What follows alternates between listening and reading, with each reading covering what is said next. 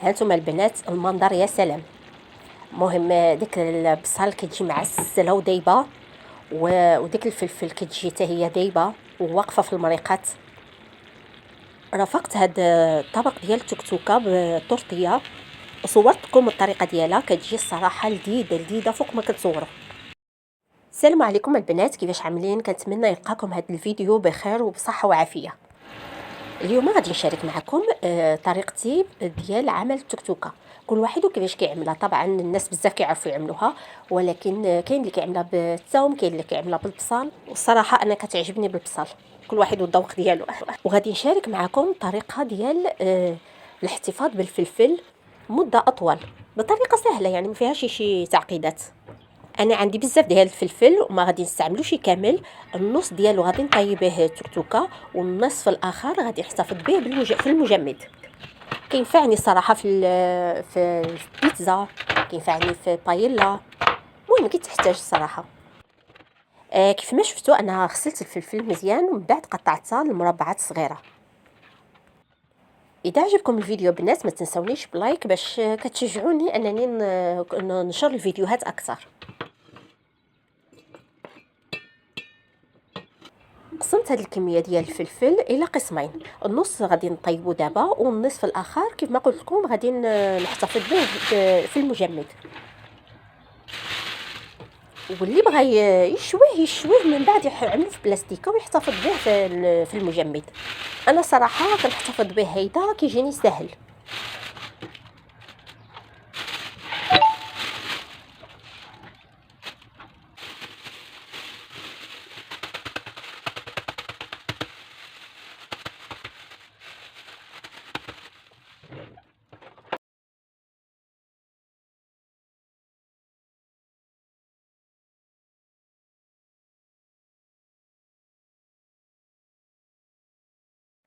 غادي ناخذ واحد جوج بصلات متوسطين، اولا 3 صغارين. من بعد غادي نقطعهم شرائح رقيقه باش كطيب دغيا، وفي نفس الوقت ما كيجيش داك البصل باين في كيتسمضغ في الماكله.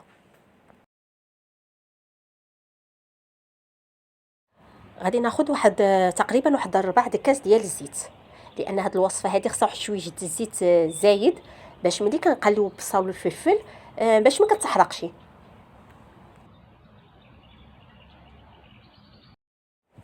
العافيه كتكون ماشي عاليه وماشي ميته، كتكون متوسطه شويش، باش البصل والفلفل كياخذوا الوقت ديالهم باش يطيبوا مزيان.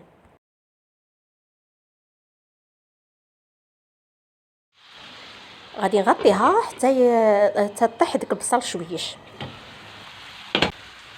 غادي نضيف عليها الفلفل، من بعد غادي نخليها تشحر على الخطر ديالها. غادي نغطيها وغادي نحني عليها العافيه شويه، وغادي نخليها حتى تنزل مره هي والبصل.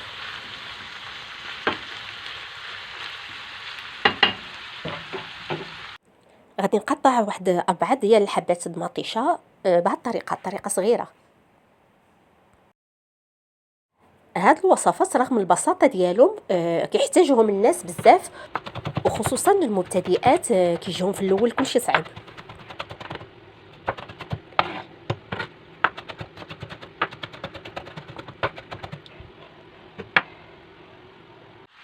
مره نحركوا هاد الفلفل مع البصل باش كلشي ياخذ حقه في الطياب.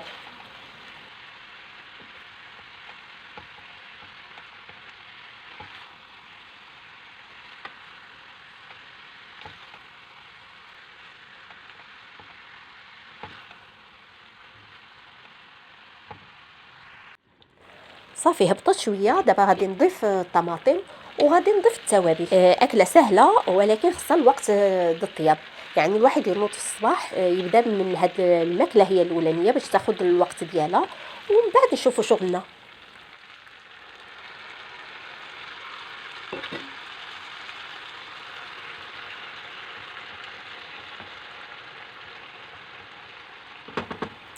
مهم واحد السر البنات، هذا كنعملو في الخفاء وراء الكواليس.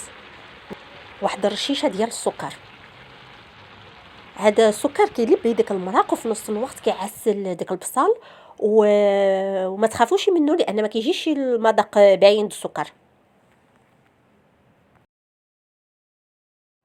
من بعد زيت اليبزر، شويه الكيمون والفلفل اللي هي البابريكا.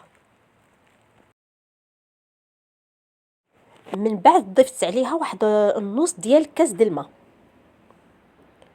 وغطيتها وخليتها، يعني وحنيت عليها العافيه وخليتها تقريبا واحد ثلث ساعه. مره مره نحركوها ونغطيوها ونخليوها تكمل الطياب ديالها.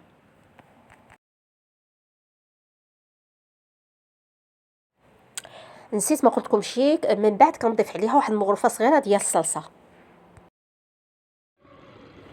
واحد الرشيشه ديال المعدنوس، وها الغدا واجد. كاين اللي كيزيد لها البيضات، ولكن انا كنفضلها هيدا احسن. المهم كل واحد على حسب الذوق ديالو.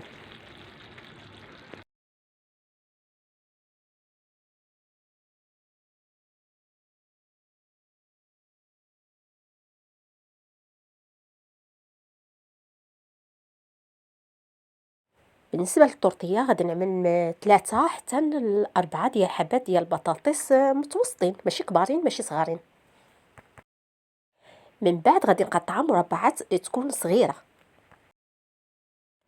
ملي كنقطعها صغيره باش ملي كنعملها لديك الخليط ما كتجيش البطاطا باينه، كتجي بطاطا صغيره مع البيضات ومع داك الخليط اللي قامه ديالها، كتجي صراحه مزيونه.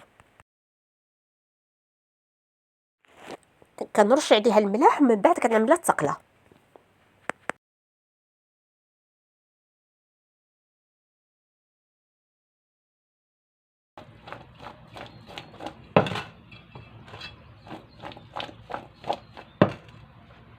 في واحد الاناء غادي ناخذ واحد البصله تكون صغيره اولا نص بصله متوسطه، غادي نبشرها في الحكاكه الغليظه اولا مشلضه رقيقه بزاف.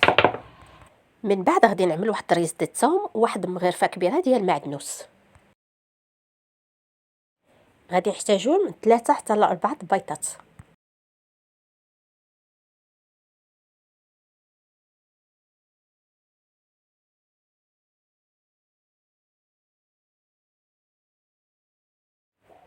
من بعد غادي نضيف هاد التوابل، شويه د الخرقوم وشويه د الابزار وشويه ديال السكينجبير.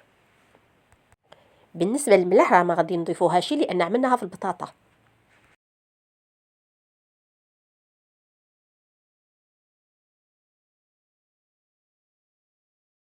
غادي نخلط هاد المكونات، من بعد غادي نضيف عليهم البطاطا اللي قليناها.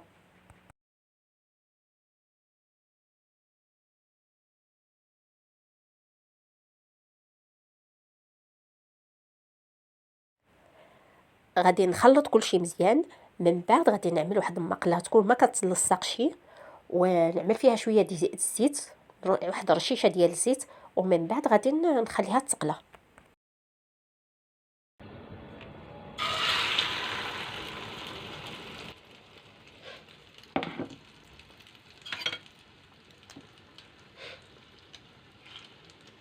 غير نشوفوها في الحواشي بدات كتحمر نقلبوها لجهه اخرى ونخليوها تكمل الطياب ديالها.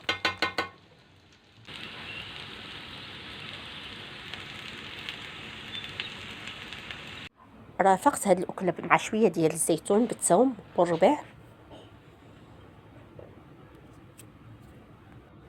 وكنتمنى تجربوها بهذه الطريقه، غتعجبكم ان شاء الله بزاف. ونتمنى الفيديو يكون خفيف وظريف على قلبكم، ودمتم في رعايه الله، والسلام عليكم ورحمه الله تعالى وبركاته.